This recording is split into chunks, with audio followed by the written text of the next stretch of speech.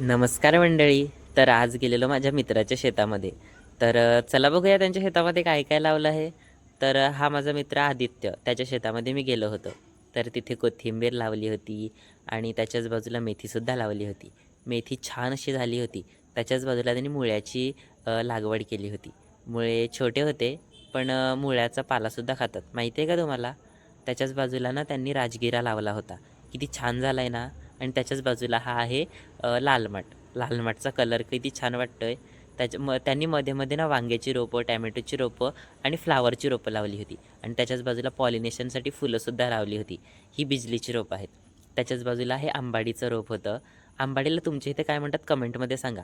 मिरचीही त्यांनी लावली होती.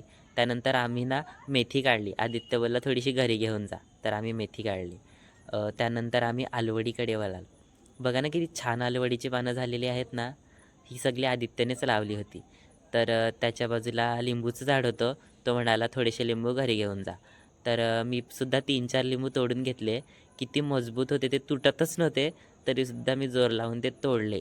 असे मी 3-4 लिंबू तोडले आणि ते घरी घेण्यासाठी, म्हणजे घरी घेऊन येण्यासाठी मी ते खिच्यामध्ये ठेवले. छान असे लिंबू होते, एकदम रसदार होते. त्यानंतर आम्ही शेतविहिरीकडे गेलो. त्यांची शेतविहीर होती. आम्ही ना मोटर चालू करायला गेले. तिकडे आदित्यने पाईप बांधून घेतला मोटरीला आणि मग आम्ही मोटर चालू केली.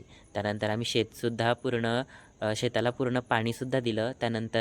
मी चवळी भाजी काढली, आदित्यने पालक काढलं. खूप सारी भाजी त्याने मला दिली. आशा करतो की तुम्हाला व्लॉग आवडला असेल. व्लॉग इथेच संपवतो. धन्यवाद.